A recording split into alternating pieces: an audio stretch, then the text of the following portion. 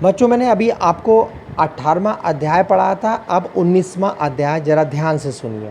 जब से अमित का रिश्ता टूटा था तभी से मायाराम जी के घर में उदासी छा गई थी। अमित की माँ तो ये सपना संजोए बैठी थी कि जब अमित की दुल्हन घर में आएगी तो घर में रौनक बढ़ेगी। उनकी बेटी का अधिकतर समय तो कॉलेज में और पढ़ाई में ही लगता था। इसके अतिरिक्त और भी ना जाने क्या क्या अरमान थे उनके। मायाराम जी और अमित तो सुबह अपनी फैक्ट्री चले जाते, मधु अपने कॉलेज चले जाती। अकेलेपन में उन्हें बहू की कमी विशेष रूप से अखरती। कितनी बार उन्होंने अमित को शादी के लिए कहा, लेकिन अमित हमेशा मना कर देता। 11 बजे के समय था, अमित उसके पिताजी फैक्ट्री गए हुए थे। तभी पोस्टमैन ने घंटी बजाई। मधु को कॉलेज में जाने की जल्दी थी, इसलिए माता जी ने दरवाज़ा खोला। देखा कि पोस्टमैन एक लिफाफा लेके आया था, उसने उनके हाथ में पकड़ा दिया। लिफाफा खोला, देखा तो प्रसन्न हो गई। उनके जो भतीजा था, उनका जो भतीजा किसका, यानी अमित की माँ का जो भतीजा था, उसकी दीपक जिसका नाम था, उसकी शादी का कार्ड था। कितनी प्रसन्न थी। आज भी उनको अपने भाई के पास गए, कई वर्ष हो गए। उन्होंने सोचा इस बार भी शादी में जाएंगी, तब कुछ दिनों के लिए वहाँ रुकेंगी।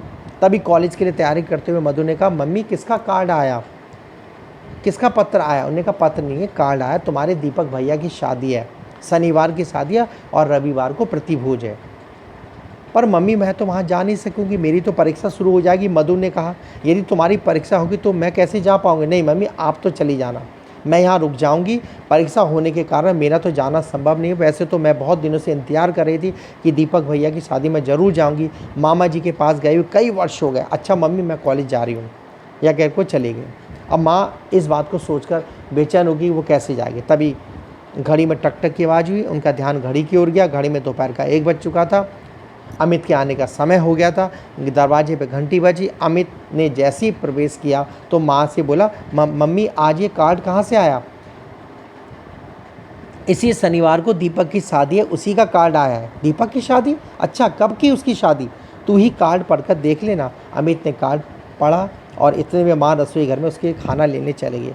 अमित माँ के पीछे पीछे आ गया। उन्होंने कहा, माँ आज बहुत तेज़ भूख लगी है, तेरे लिए खाना लेने ही तो आई हूँ बेटे, माँ ने बड़े प्यार से कहा। अमित मेज पर बैठ कर खाना खाने लगा। माँ भी उसके पास बैठ गई। बैठे बैठे ना जाने किन विचारों में खो गई और एकटक अमित को ही देखते रहे। माँ किन विचारों में खोई होगी बच्चों? माँ इन विचारों में खोई होगी कि देखो उसके भाई के बेटे की शादी हो रही है और अमित जो उसका स्वयं का बेटा, उसकी अभी तक शादी नहीं हुई है। माँ ने जब माँ को अपनी ओर इस प्रकार देखते हुए अमित ने कहा, माँ क्या देख रही हो? उन्होंने कहा, कुछ नहीं, कुछ तो है बेटे, मैं सोच रही हूँ कि दीपक तुमसे 2 वर्ष छोटा, उसका भी विवाह हो रहा है, उससे बड़े होते भी तुम्हारी शादी नहीं हो पाई। यह कहते कहते माँ उदास हो गए। तो उन्होंने कहा, इसमें परेशानी वाली बात क्या है? उन्होंने कहा, बेटे धनीमल जी के यहाँ से तुम्हारा रिश्ता क्या छूटा, तुम अब शादी के लिए तैयार ही नहीं हो रहे हो, ऐसी क्या बात है बेटे, तुम क्यों शादी नहीं करना चाहते हो?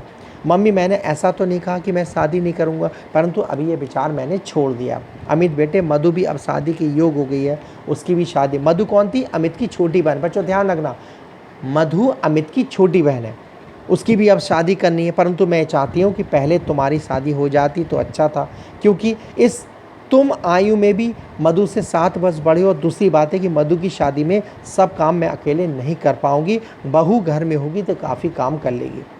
अभी आप पहले मधु की शादी कर दीजिए, मेरे चक्कर में उसकी शादी क्यों रोकते हैं? अब इतने ऐसा काम, मेरा शादी करने का कोई इरादा नहीं। तुम्हारा शादी करने का इरादा क्यों नहीं है, मैं यही तो जानना चाहता हूँ। देखो बेटा, अब मुझे दीपक की शादी में कानपुर जाना है, उन दिनों मधु की परीक्षा भी चल रही होगी। अब तुम ही बताओ मैं उसे किसके पास छोड़ के जाऊँ?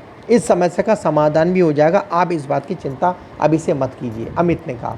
माँ अमित के इस व्यवहार से बड़ी परेशान जैसी हो गई थी कि आखिर इसमें इतना परिवर्तन कहाँ से आ गया है। उसके इस परिवर्तित व्यवहार से उसके मन में, माँ के मन में अनेक प्रश्न उठ रहे थे कि कहीं ऐसा तो नहीं कि अमित ने शादी का विचार ही त्याग दिया, या हो सकता है उससे कोई कहीं लड़की पसंद कर ली हो।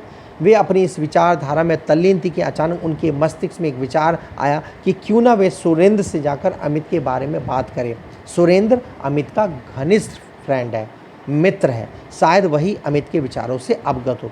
इस समय घर में अकेले होने के कारण उनका सुरेंद्र के घर जाना संभव ना था, परंतु उन्होंने निश्चय कर लिया था कि वे 1-2 दिन जो है सुरेंद्र के घर जाएंगे और वहाँ जाके पता लगाएंगे कि आखिर क्या कारण है कि अमित जो है शादी करने के लिए तैयार नहीं हो रहा या फिर उसने कोई लड़की अलग से देख रखी है।